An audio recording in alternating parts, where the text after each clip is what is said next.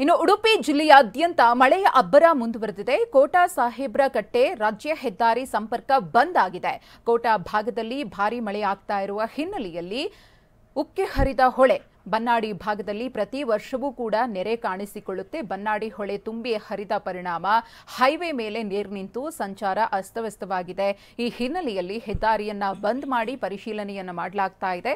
ಇನ್ನು ಕುಂದಾಪುರ ಎಸಿ ರಶ್ಮಿ ಅವರು ಸ್ಥಳಕ್ಕೆ ಆಗಮಿಸಿ ಪರಿಶೀಲನೆಯನ್ನ ಕೂಡ ಮಾಡಿದ್ದಾರೆ.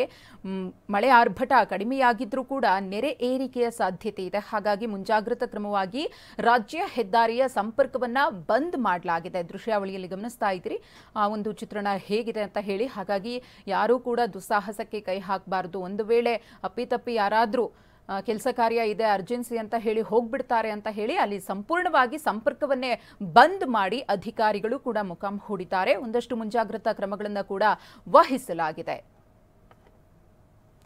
ಈ ಕುರಿತು ನಮ್ಮ ಪ್ರತಿನಿಧಿ ಒಂದು ಪ್ರತ್ಯಕ್ಷ ವರದಿಯನ್ನು ಕೊಟ್ಟಿದ್ದಾರೆ, ನೋಡೋಣ. ಉಡುಪಿ ಜಿಲ್ಲೆಯ ಗ್ರಾಮೀಣ ಪ್ರದೇಶದಲ್ಲಿ ಮಳೆಯ ಪ್ರಮಾಣ ಕಡಿಮೆ ಇದ್ರೂ ಕೂಡ ನೆರೆ ಹಾವಳಿಯಿಂದ ಸಾಕಷ್ಟು ಅವಾಂತರ ಸೃಷ್ಟಿಯಾಗ್ತಾ ಇದೆ ಅಂತಾನೆ ಹೇಳ್ಬೋದು. ನಾವೀಗ ಉಡುಪಿ ಜಿಲ್ಲೆಯ ಕುಂದಾಪುರ ತಾಲೂಕಿನ ಹಾಲಾಡಿ ಸಮೀಪದ ಭರಣಿಕೊಲ್ಕಿ ಮತ್ತು ಹರೇಮಕ್ಕೆ ಸಂಪರ್ಕ ಸೇತುವೆ ಸಮೀಪ ಇದ್ದೇವೆ. ನಾವು ಚಿತ್ರಣವನ್ನು ಗಮನಿಸಬಹುದು.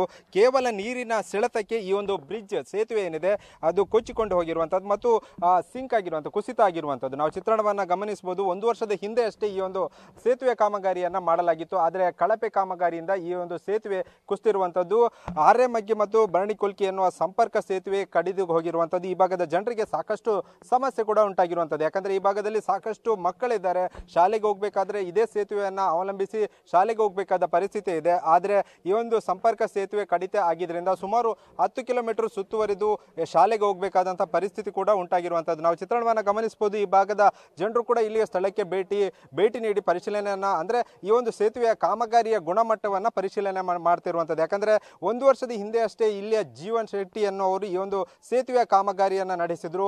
ಆದರೆ ಸೇತುವೆ ಕಾಮಗಾರಿಯನ್ನು ಅವೈಜ್ಞಾನಿಕ ರೀತಿಯಲ್ಲಿ ಮಾಡಿದ್ರಿಂದ ಈ ರೀತಿಯ ಸಮಸ್ಯೆ ಆಗಿದೆ ಅಂತ ಇಲ್ಲಿಯ ಸ್ಥಳೀಯರು ಆರೋಪವನ್ನು ಮಾಡ್ತಿರುವಂಥದ್ದು. ಯಾಕಂದರೆ ಇವತ್ತು ಶಾಲೆಗೆ ರಜೆ ಕೊಟ್ಟಿರೋದ್ರಿಂದ ಶಾಲಾ ಮಕ್ಕಳು ಕೂಡ ಎಲ್ಲರೂ ಕೂಡ ಅಂದರೆ ಮಕ್ಕಳೆಲ್ಲರೂ ಕೂಡ ಮನೆಯಲ್ಲಿರುವಂಥದ್ದು. ಆದರೆ ಶಾಲೆಗೆ ರಜೆ ಕೊಡದಿದ್ದರೆ ಮಕ್ಕಳೆಲ್ಲರೂ ಕೂಡ ಇದೇ ಸೇತುವೆಯಲ್ಲಿ ಹೋಗಬೇಕಿತ್ತು. ಆ ಒಂದು ಸಂದರ್ಭದಲ್ಲಿ ಏನಾದರೂ ಈ ಒಂದು ಅನಾಹುತ ಅಥವಾ ಸೇತುವೆ ಕುಸಿತ ಏನಾದರೂ ಕಂಡಿದ್ರೆ ದೊಡ್ಡ ಅನಾಹುತ ಸಂಭವಿಸುವ ಎಲ್ಲ ಸಾಧ್ಯತೆಗಳು ಇತ್ತು ಎಂಬುದು ಕೂಡ ಇಲ್ಲಿಯ ಸ್ಥಳೀಯರು ಆರೋಪ ಮಾಡ್ತಿರುವಂಥದ್ದು. ಯಾಕಂದರೆ ಕಾಮಗಾರಿ ನಡೆಸುವ ಸಂದರ್ಭದಲ್ಲಿ ಕೂಡ ಇಲ್ಲಿಯ ಸ್ಥಳೀಯರು ಹೇಳಿದ್ರು, ಈ ಒಂದು ಕಾಮಗಾರಿಯ ನಡೆಸುವ ಸಂದರ್ಭದಲ್ಲಿ ಒಂದು ಉತ್ತಮ ಗುಣಮಟ್ಟದಲ್ಲಿ ಈ ಒಂದು ಸೇತುವೆ ಕಾಮಗಾರಿಯನ್ನು ನಡೆಸಿ ಅಂತ ಯಾರು ಗುತ್ತಿಗೆದಾರರಿದ್ದಾರೆ ಅವ್ರಿಗೆ ಹೇಳಿರುವಂಥದ್ದು. ಆದರೆ ಅವರು ಈ ರೀತಿಯ ಕಳಪೆ ಗುಣಮಟ್ಟದ ಸೇತುವೆಯನ್ನು ನಿರ್ಮಾಣ ಮಾಡಿದ್ರಿಂದ ಈ ಒಂದು ಸೇತುವೆ ಈಗ ಕುಸಿತ ಆಗಿ ಸಾಕಷ್ಟು ಸಮಸ್ಯೆ ಉಂಟಾಗಿರುವಂಥದ್ದು.